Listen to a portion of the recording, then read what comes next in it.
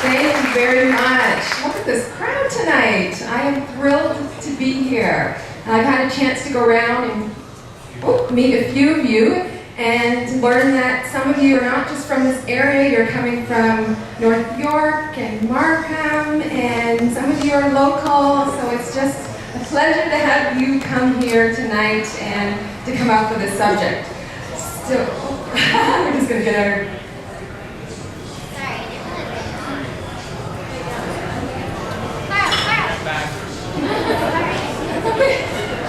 That's okay. All right, so I would love to hear from you in terms of, I heard that some of you are here for the first time, but what brought you here tonight? Are some of you here because you come on a regular basis and, this is the last one in the series for the year? Some of you come because this topic resonated with you. Show of hands. Yeah. Some of you came because something that maybe you think you can learn a little bit more about, maybe apply it to other situations, relationships, work environments, your faith, your community, things that you're doing in your life. So, yeah, let's go ahead. The part of why you're here is because this topic is something that resonates with you, and I think it's an important topic that we don't often pay a lot of attention to. We go through life sometimes and, we pay attention to our education, pay attention to, other things in our lives, our relationships. We don't necessarily realize that topic of how we feel about ourselves really is the foundation for everything else that we do achieve in our lives. We just go ahead a little bit, sorry. So some of the questions that I posed, if you saw the description for this talk, I posed some questions, and they included, is it wrong to love ourselves? Are we being ego-based if we hold ourselves in high regard? And when does it become a form of self-worship? And then finally, what are the potential effects on our lives and others if we do not value ourselves? And maybe some of those questions are what caused you to come out today. Some of the things that we don't, as I said, often think about. And so here's what I strongly believe. I strongly believe that our self-development is a spiritual necessity, not a form of selfishness. I don't know how you feel about that. For some people, it's a little bit uncomfortable to think the fact that caring for ourselves, loving ourselves, placing value on ourselves is not being selfish. And I have worked primarily a lot with women, so not to stereotype, but sometimes women have a little bit of a difficulty looking at ourselves. And so it's important that we look at how we feel about ourselves and how that extends to all other things that we experience. So here's what I'm going to discuss in the short time that we do have today, because I'm sure you're aware that this is a topic that could span over weeks, if not months, and I'm going to suggest that it's actually a journey of a lifetime. I'm going to talk about healthy ways to grow in self-value, which also provides benefits to others and our world. And again, sometimes it's not something that we are conditioned or encouraged to consider. But when we think about who else benefits as well, when we stand strong in who we are, sometimes that gives us a little bit more permission and invitation to do so. I'm going to talk about self-love as a daily process and a journey. Not necessarily an overnight sort of thing that we get to, but it's a journey, it's a daily process. I'm going to share with you 5 reasons to enhance your self-worth. Maybe you have even more than that, but 5 in particular. And then I'm going to go through some guidelines for boosting self-love. Sound good? Great. Okay, so let's start with the foundation. Let's kind of establish the framework. And here's the beginning that I think it really comes down to, is that God is love. Agree? Agree. His desire is for us to make love the sole purpose of our lives. Okay, and so I really believe that love is everything, and it really should, when we think about it, start from that place, our own self-love. A little bit more about the foundation. So we were given life as well as our many talents and our gifts. Right? We weren't just created to be.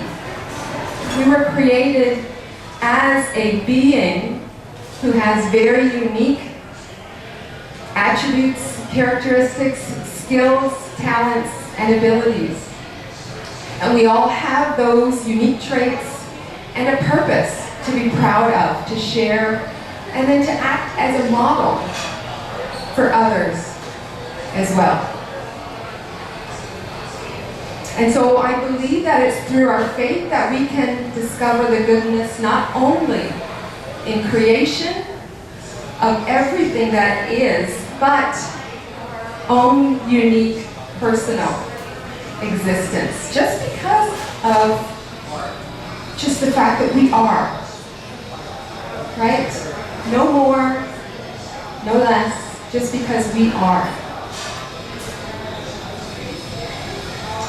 So I want you to pause for a moment and consider. I know we'll have some time to break into, your groups and have some further discussion, but I just want you to pause for a moment. And maybe you've already thought about this. This is probably what brought you here today, but I'm going to invite you to start that process. Have you asked yourself, or actually said to yourself in the last week, month, or perhaps a lifetime, have you said to yourself, I matter, and I have value? Put your hand up if that's something that you've said to yourself. Not too many? Excellent, excellent, excellent. I'm glad to hear. But the truth is that not too many people stop long enough and really contemplate their own value and acknowledge that on a regular basis, if at all.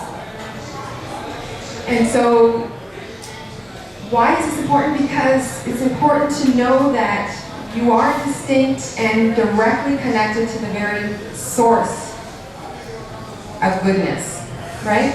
Would you agree? Absolutely, absolutely. So of course, we've been talking about the benefits, why we should. But can it be a problem to love ourselves? Some would argue yes. I think it's like anything else. We need to have a healthy sense and approach it in a way that is balanced. And so we need to remember things like being humble, having a sense of humility, not having excessive pride, not using self-love as a way to consider yourself superior to someone else, and absolutely not from a place of judgment. So of course, just like anything, can you exercise too much? Sure. Can you diet or eat too healthy? There is always going to be an excess, right? And so it's important that we are paying attention to this, and this is a priority in our lives, but we need to be mindful of when it can become a problem. Of course? Thank you. So here's what can happen when we lack self-love. When we lack self-love, and maybe you can recognize this either at certain stages in your life, or perhaps with people that you know of, or maybe those that you've come into contact with over time. When we lack self-love, we search and engage in the wrong things to cure our discontent. So we look outside of ourselves, we may connect with things that aren't necessarily in our best interest, We might turn to material possessions, drugs or alcohol. We all know people or have heard of people who have gone that route, and sometimes it started with just a way to feel good about themselves, to give them confidence, to feel comfortable in any situation, to fit in. All of those things at the foundation is a lack of self-love, and sometimes, other experiences they've had. When we lack self-love, we often see people who are feeling sad, depressed, because we misunderstand that there is this yearning or a void that's inside of us, and that we're not feeling okay, and we're not feeling valuable. Okay? And so the other thing that can happen when we lack self-love is that we can't accept our imperfections without hating ourselves. And I know hate is a very strong word, but sometimes it's just a dislike for ourselves. We tend to, latch on to those things that confirm that we're not good enough. We didn't achieve enough. We're not the right person for certain things, and we can hold us back. And so lack of self-worth can result in so many detrimental ways of living, limitations to experiences, constraints of one's potential and overall happiness. And I see this all the time. I've been a social worker for almost 20 years, but I don't need to be in that field to see it all around us. We see people every day who are holding themselves back in some way. We're not really stepping into the truth that they're meant to live. And so it's time for us to start speaking about that truth, how we feel about ourselves, in the hope of healing from some of those experiences. Because sometimes at the root of those experiences, there is something genuinely hurtful or painful, something that's contributed to not feeling good about ourselves. And so that's why sometimes it is a journey. And so healing from the experiences, those beliefs that sometimes have been with us for a lifetime around what we're able to achieve, who we are, what we're capable of doing. And getting to a place where we can transform to a new or improved way of being. And so, if I asked you to rate on a scale of 1 to 10, some of you would probably fall lower end, some mid, some may already be feeling great about themselves and loving themselves, knowing their worth, acknowledging that. But I think there's always room to grow, to expand, to really step further into what we're capable of and what we can experience. And it's never, ever too late. And this is an opportunity today to do that. We're here, we're talking about it, and it's an opportunity to take it further. Okay, and so we'll continue to talk about that. So 5 reasons to enhance your self-worth. Okay, sometimes it seems like it would be nice to do, and we've heard people say you should, and you go to any elementary school or high school, you might see in the curriculum they're starting to talk about self-esteem, and so it's important that we actually buy into why this is really important. And so let's talk about just 5 reasons at least. Number 1, this is what God wants. I talked about God, and you agree, being love. Okay, so this is what God wants for you. It impacts your entire experience of life. And that sounds very extreme, but it is so true.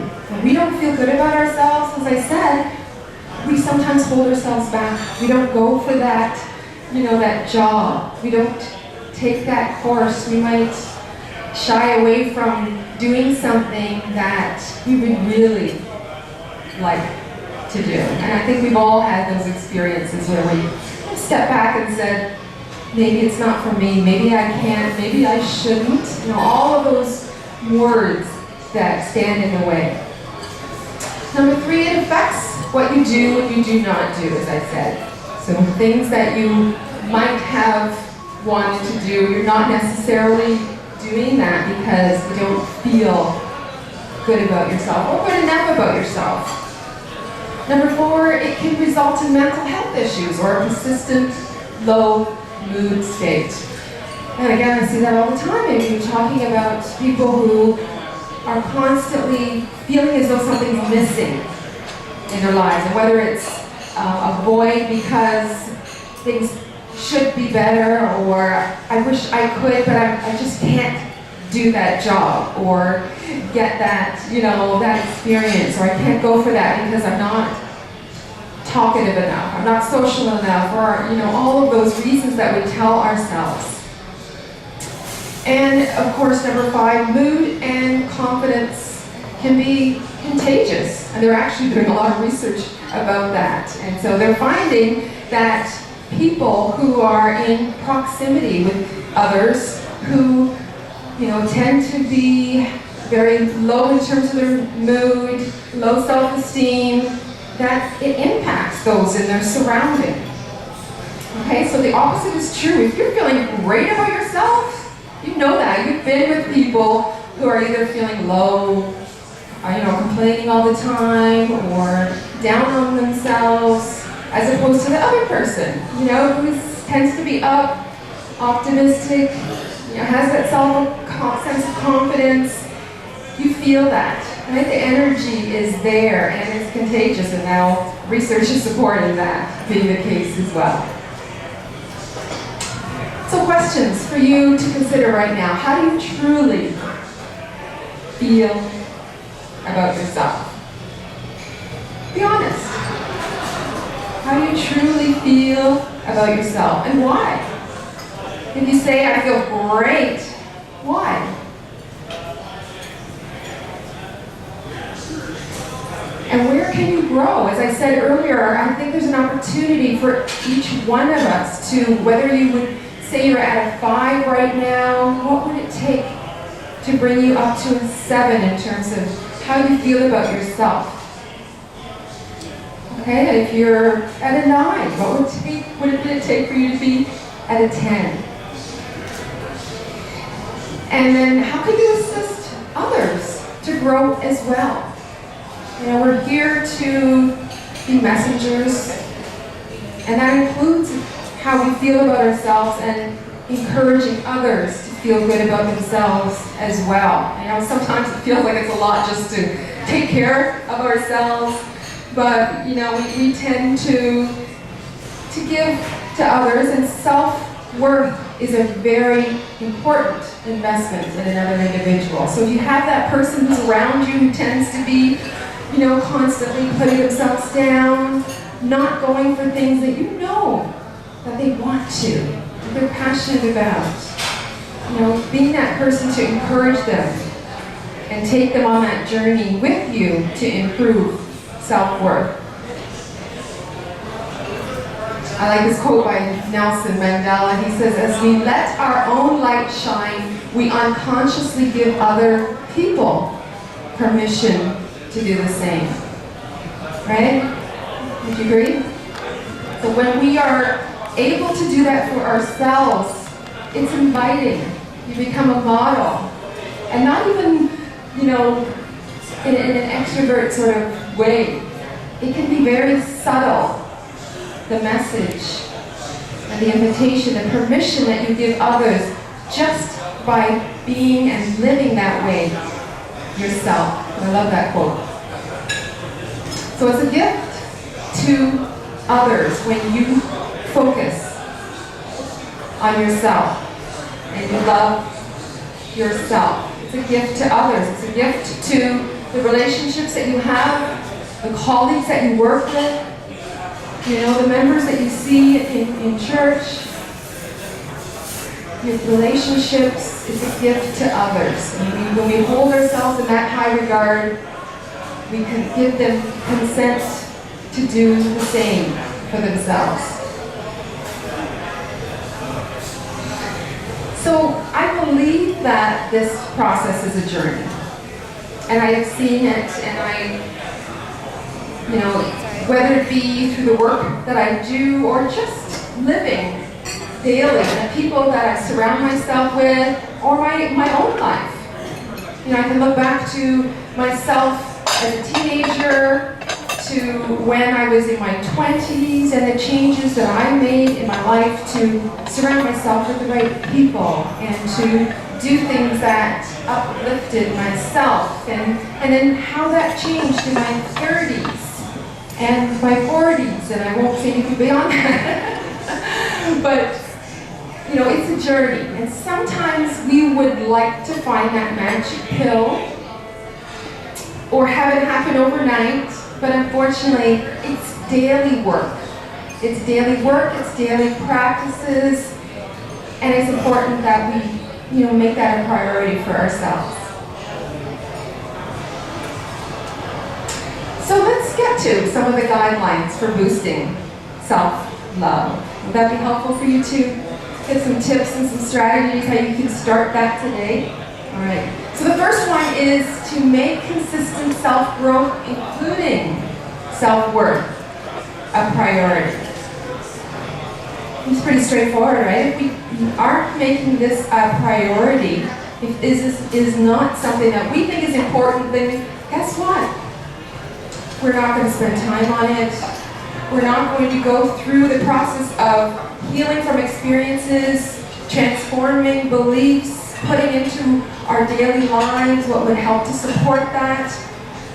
So making consistent self-growth in general, but particularly self-worth, a priority. And then recognize what has or currently impacts your self-worth, both positively and negatively. So the things that uplift us, those things that strengthen our self-worth, and doing more of those things. And then recognizing the things that are taking away from that on a daily basis, in the relationships that we have, the settings that we're in. It's so important that awareness is really what will help us to shift, transform, do things differently. And then evaluating our own views of self-love and religion. So maybe before you came here, and perhaps you're still thinking that this is maybe not something that is taught or encouraged. I've been taught to consider others. And so it's important for us to know that. You know, I don't think there's a right or a wrong, but I think it's important for us to at least consider that. Consider what our belief is, where that's concerned, and is that serving us, or is there a way to broaden our perspective on that so that we can also be a priority as well as others and our communities, etc. And the next one, develop an overall plan for supporting self-value and break that down into daily practices. Sounds like work, right? An exercise routine or something. But honestly, we are living in a society, you know, for the most part, where we have a routine. You know, when we get up, we go to work, sometimes we might include some other things, socializing, that kind of thing, but this is something that we are determined to make a priority. It's important that we start to plan for that. You know, what will that look like? What will I be doing differently on a daily basis? What are the practices that will support that? You know, will there be readings? Will there be people? You know, what are those things that will help to support that? And then to ask for and forgive and be your own best self coach. So asking for forgiveness. That's a hard one. I see that so many times with women that I work with. They're harder on themselves than they would be on anyone else in their lives.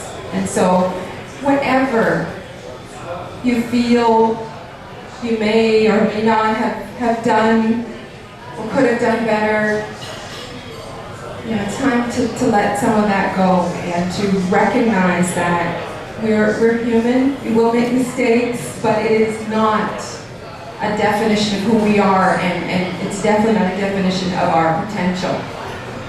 And to be your own best self coach. What does that mean? Well, sometimes we wait for others, to be the ones to encourage us, to invite us to think better about ourselves, or for the individuals who may come to our agency to get the support of someone else. And really, where the long-term value lies is when we can be that for ourselves, because there will always be experiences, people, things that are going to challenge how we feel about ourselves. And so when we have that internal best self coach, then that kicks in and we don't internalize some of those experiences. We're able to see them for what they are.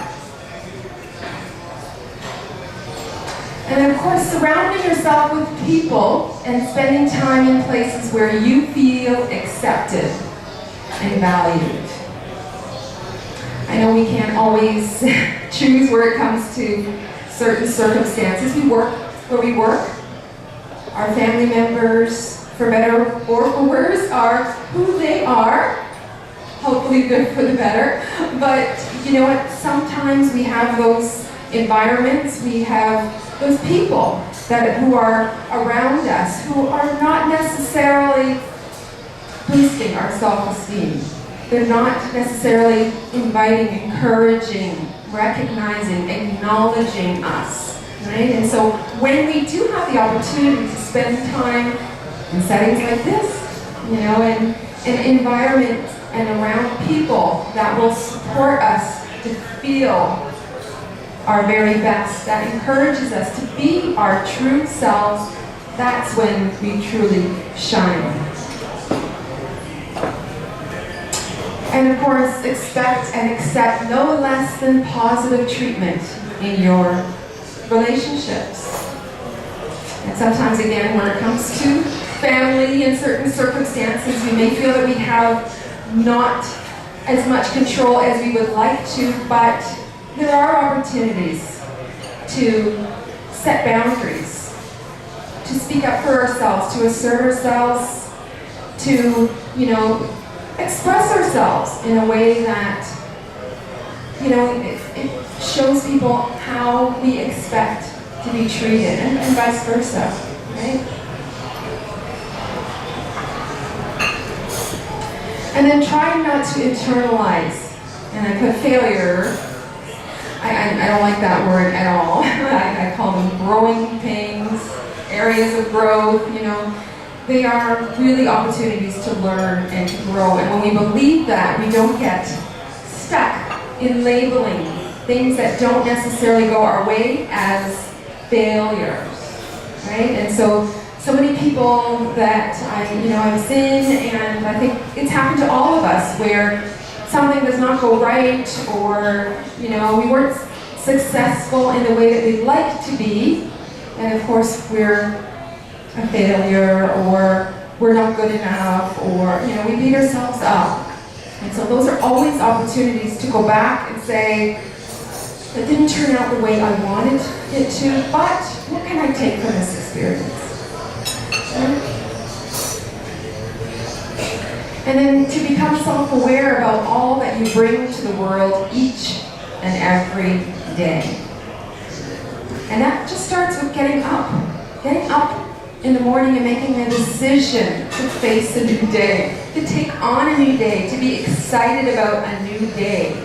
And so just by the virtue of us being in this world, I think that's worthy of being recognized. And let's start there, if nothing else. Sometimes finding those things that we can acknowledge about ourselves can be very, very challenging. So if we can start with even small steps, with just, acknowledging the good in us, just by virtue of who we are and that we're here today, it does go a long, long way. And then avoid defining yourself solely by economic, vocational roles and or achievements. And I know that's a big part of who we become, you know, what our education is, the car we drive, the house we live in, you know, married, not married. But the unfortunate part is when that becomes our sole way of defining ourselves, and those things change, and unfortunately sometimes they do, a little bit of ourselves gets lost. But when we can define ourselves and acknowledge the good in ourselves, not because we have those things, but just because we are, and the people that we are, and when those things may change, it doesn't rock us at the core. We still remain strong. Okay? Okay, and then define your self-worth. Don't wait for others. That's about the self-coach as well. Don't wait for others to tell you you're great, you're a good person, you're capable, you're valuable. Tell yourself. Believe it for yourself. Start today. And recognize the power of words. What is said to you as well as what you say to others. Support others in their self-worth development. We talked about that as well, how you can be and support others. And then of course, once you have that plan, what you're going to be doing every single day, make sure that you're doing it regularly. Go back and reflect on what you're doing and make sure that it's something that is taking you further.